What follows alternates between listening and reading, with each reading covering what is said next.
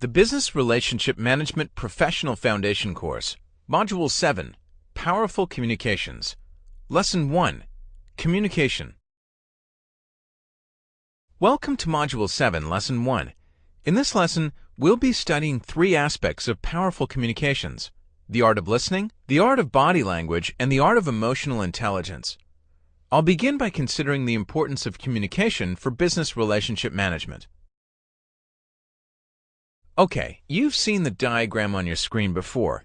It represents how the business might fail to get the full benefit of the provider's capabilities and resources, how value leaks. We discussed the barriers that prevent the provider from fully aligning its capabilities and resources with the strategy and objectives of the business in Learning Module 2. The expression barrier describes the difficulty the provider faces in understanding exactly what the business strategy and objectives are, and in keeping track of them as they change. The specification barrier refers to the difficulty of determining just what the provider should do to support the business. For example, getting the business to set priorities for the provider. The implementation barrier includes practical constraints on the provider's ability to support the business. For example, the cost and support issues caused by obsolete technologies or a multiplicity of disparate systems. The contextual barrier includes issues such as organizational culture. I'm sure you can see that effective communication is essential for overcoming each of these barriers. Business relationship managers need to be highly skilled at communications for at least two reasons that are central to their role. First, they must be able to manage the expectations and perceptions of their business partners. They must ensure that the business understands the contribution that the provider is making and what extra contribution it could make, and also the limitations and constraints of the provider. And secondly, they must communicate to drive business results by overcoming the barriers I spoke about on the last screen. Okay, let's take a look at the art of listening. Your first reaction might be to ask, surely we just open our ears and listen. Where's the art in that? And that's a very common response. Most of us believe that we are effective listeners, and we don't think we need to develop our listening skills. The truth is, though, that a very few of us do listen effectively. Most listening takes place in the context of a conversation. We are speakers as well as listeners. We automatically and unconsciously seek to show the other person that we are smart, that we understand what they are telling us, and that we can help them. And this interferes with our listening. We don't really listen to what they are saying, and we don't pick up the meaning that lies behind the words that they use. Successful listening means not just understanding the information being communicated, but also understanding how the speaker feels about what they're communicating, the unspoken assumptions and perspectives, their worldview. Effective listening means actively absorbing the information given to you by a speaker, showing that you are listening and interested in what they are trying to communicate, and providing feedback to the speaker so that they know that the message was received as intended. Research shows that effective listening increases the amount and quality of information you get from the people with whom you communicate. It increases others' trust in you, reduces conflict, and increases your ability to influence and motivate others. Effective listening makes the speaker feel heard and understood, helps build a deeper connection, creates an environment where everyone feels safe to express ideas, opinions, and feelings, saves time by helping to clarify information and to avoid conflict and misunderstanding, relieves negative emotions when the speaker feels that he or she has been truly heard. The proper use of active listening results in getting people to open up, avoiding misunderstandings, resolving conflict, and building trust. The BRM body of knowledge describes 6 steps to effective listening. Let's go through them. Step 1 is to be present. A face-to-face meeting is much more effective than telephone or other communication methods. Face the speaker and maintain eye contact, but without staring, which can make people uncomfortable.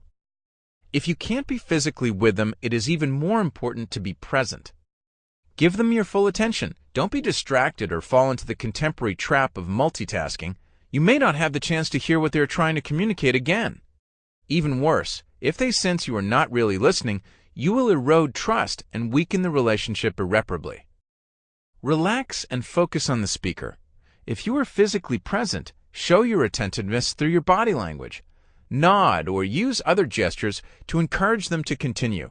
Show that you are listening and understanding what is being said. Step 2 is stop talking. Mark Twain famously said, "If we were meant to talk more than we listen, we would have 2 mouths and 1 ear." Listen to what others are saying without interrupting them, talking over them, or finishing their sentences. Be comfortable with silence. Introverts need time to process their thoughts before they speak. Give them that time.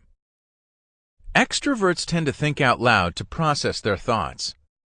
The first words out of their mouth might not make sense or convey what they really are trying to say. Give them time to get to the point. A pause does not necessarily mean that the speaker is finished. Be patient and let them continue at their own pace. Wait for the speaker to finish their thought before responding or asking clarifying questions. Focus on what the speaker is saying. Try not to think about what you are going to say next. Step 3 is listen to the tone being used. Volume and tone both add information to what someone is communicating.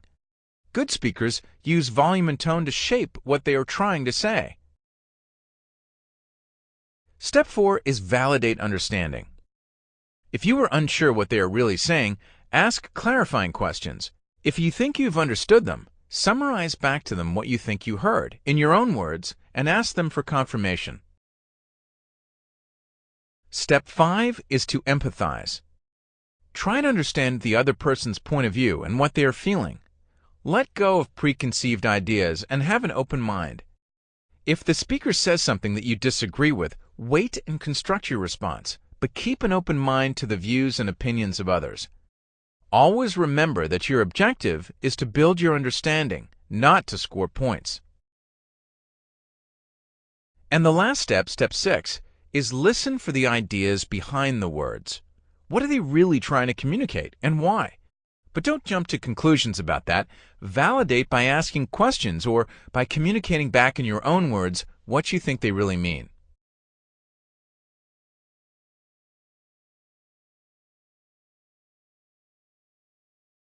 I made the point earlier that listening takes place in the context of conversation. Typically, the listener will guide the conversation through the use of a series of questions that are intended to prompt the speaker to provide the needed information. The diagram on your screen shows a pyramid depicting a hierarchy of question power. An effective listener will frame questions carefully. The least powerful questions are closed-end, those that lead to a yes or no answer. Such answers, though they may be important, convey very little information. Question power increases as you move to where, when, which, and who questions, and increase still further when you ask how or what questions.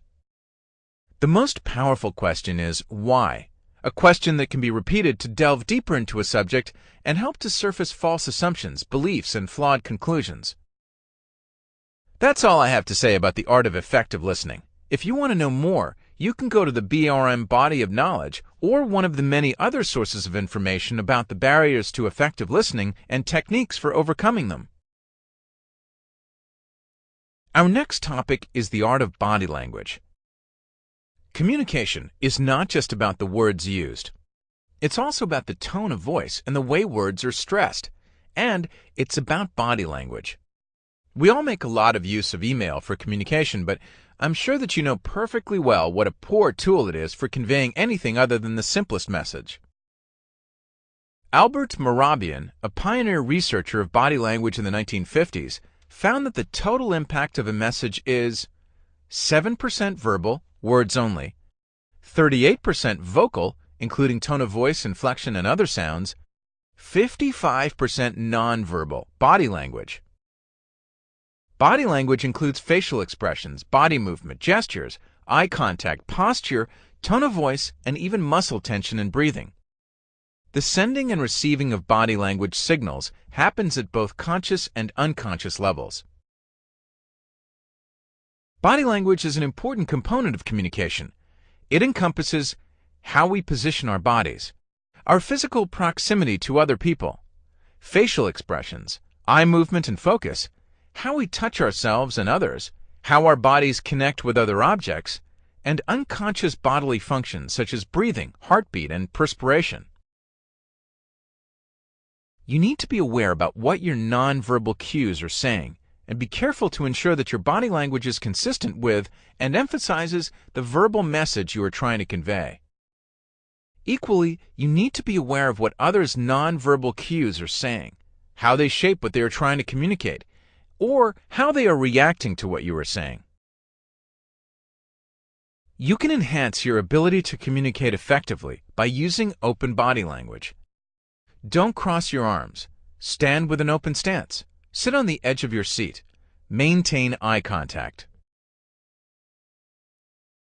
There are a number of ways you can improve your nonverbal skills. For example, practice observing how others use body language can help you learn to better receive and use nonverbal signals. Use nonverbal signals that match your words. Nonverbal communication should reinforce what is being said, not contradict it. Use positive body language to signal confidence. Stand tall, shoulders back, smiling, maintaining eye contact, and delivering a firm handshake. You'll find some other suggestions in your study guide.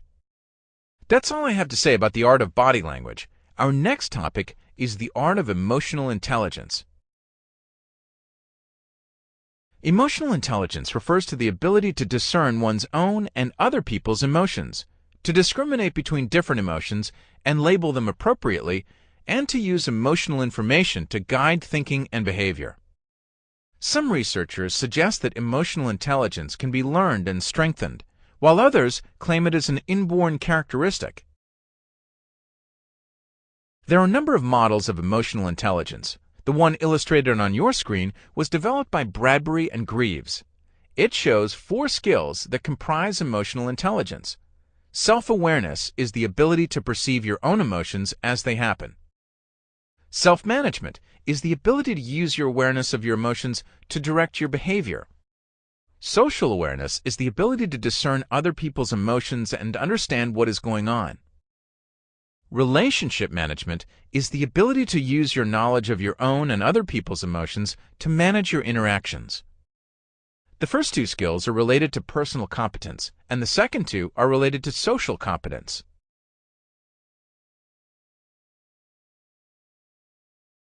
Emotional intelligence requires an awareness of what you and others are thinking and feeling as you communicate.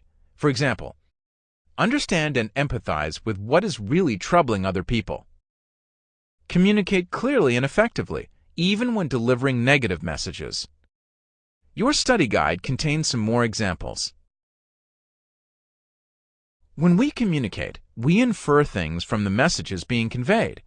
But I think we all know that if 2 people are presented with the same set of facts, they are liable to draw different conclusions.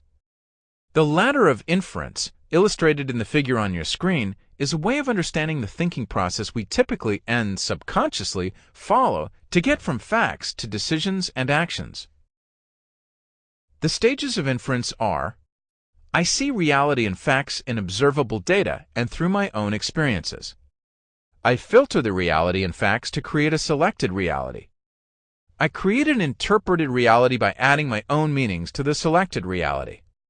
I make assumptions about the interpreted reality. I draw conclusions based on my assumptions.